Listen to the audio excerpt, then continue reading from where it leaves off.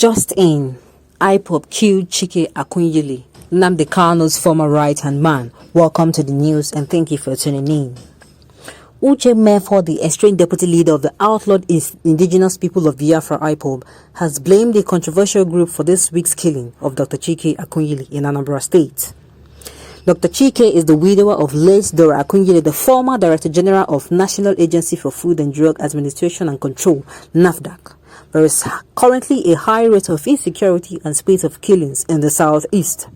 At any time, some observers, security forces and Nigerian authorities finger Ipob as being responsible. The proscribed group dodged their accusations. Mefor, via his known Facebook page on Thursday, blasted Nnamdi Kanu's Ipob, saying that what they're doing is no more freedom fighting. Call a spade and name those responsible for the ongoing wanton destruction of lives and properties in Igbo parts of Biafra land. If other parts of Nigeria are imploding, those who know better must insulate, maintain civility, and not allow our land to also assume the status of lawlessness and barbarism. But what an irony in the face of the unfolding, unavoidable situation today. We have said and would emphatically continue to say that abomination remains abomination. What the indigenous people of Biafra, what the indigenous people of Nnamdi Kanu is doing of late is criminality. It is a category of heinous crime called crimes against humanity within the Rome Statutes and the jurisdiction of the International Criminal Court, ICC, and no more freedom fighting. It is on the record that on the inspiration of the violent utterances, threats and incitement to horror by Nnamdi Kanu and his bumbling sycophantic criminal gang members of a non-fit-for-purpose DOS, a series of sponsored and blanket assassination, killings, campaign, and extrajudicial extermination of the innocent, unsuspecting Igbo Biafrans have been commissioned and ridiculously on an ongoing basis, hailed and celebrated by a cross-section of the gullible as unknown gunmen /ESN as fighting the Fulani headsmen and in the name of freedom fighting. The latest is the unfortunate assassination of Dr. Akunyili. Shamelessly, the Southeast governors, the clergy, community leaders and opinion molders have not done enough to call those criminals by their names and as such maintain a highly disturbing criminal silence. And rightly so, because official silence in the face of criminality by leaders amount to tacit support or complicity. The ones who attempted to speak have failed to call a spade. But you know what? Like we warned since December 2020 of the danger of leaving weapons of warfare in the hands and control of unregulated non-state actors, with reference to Kanu's intentions, with his misguided, ill-advised and not well-intended security outfit ESN, that it would lead to proliferation of armed military groups, anarchy or lawlessness, and our society becoming a gun-running one. Consequences of this singular failure by the political class in Biafra land is now an obvious serious error of judgment, as such an ill wind that will definitely ruffle everyone in an unintended fashion. There is no way that the human rights complaint Biafra we are seeking would be restored through acts of criminality. We reject armed struggle outside legitimate self-defense, strict adherence to the dictates of the international human rights law, justice, and accountability in the pursuit of Biafra rights to self-determination. Quick conclusion. We understand the game. Let us kill Akunyili and blame it on Ipob. The game is badly played. The question is, who is behind the blame? These killings in Igbo land should stop. If Northerners are killing themselves because of lack of understanding, must we emulate them? We should show them that we are wiser by coming together and continue our agitation with one mind as one family.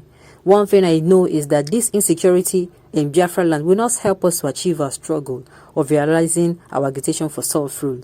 Let us reason well and stop these killings. My brothers, I rest my case. And this is actually correct. This is a correct. We do not know where this insecurity is coming from.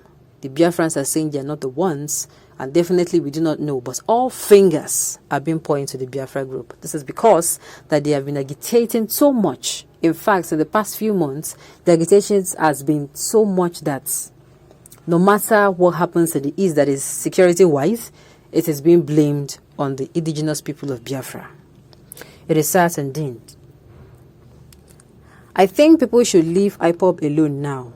They are at rest. Why calling and pointing fingers at them? And they decide to come out to clear their names and defend the territory, government will start shouting again. So I think we should leave Ipob and stop all these political games. Well, I have a point there. It is so sad that Ipob have allowed sentiments and fights for secession to becloud their agendas. Will the killings of innocent souls give them the required freedom for Nigeria? So sad. Well, it is not yet, and it has not been said that the Biafrans are the ones that are behind the killings. I will keep saying it. A state that is stable, whenever any crime is committed, it will be very, very easy to trace the crime back to who committed it.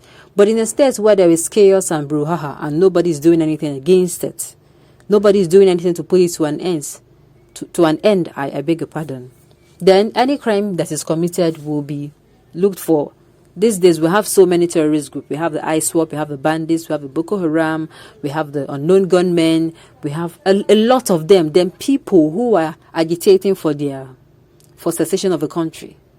It is going to be blamed on them also. So the Ipob has never said that they are part of this. Federal government and the security agency should apprehend Uche Mefor to come and substantiate his claim and assist them in their investigation and to unravel the identity of Dr. Akunyili's murderers. There is no time for wild guess because it is one that is too many. Do you think so? When federal government refused to arrest somebody that has been openly and recklessly supporting the bandits in the north, Sheikh Gumi, on my mind.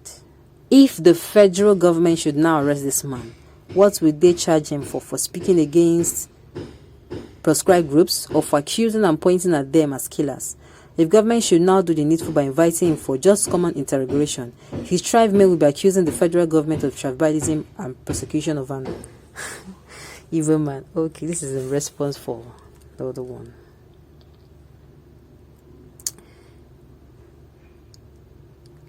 Mefor, it seems you know more than some of us. Tell us, how do you know that Ipob killed Akunyili? Where would they kill this gentleman? Exactly my point. We are not going to say that this happened, except there is, of course, evidences that this actually happened. But mere speculations, no, it is not going to be accepted. We cannot base it on guess. You cannot guess it. You cannot say somebody is a criminal by looking at him, and you cannot also say somebody is innocent by mere looking at him. On this note, we'll come to the end of the news. Thank you for tuning in and sticking with us, and enjoy the rest of your day.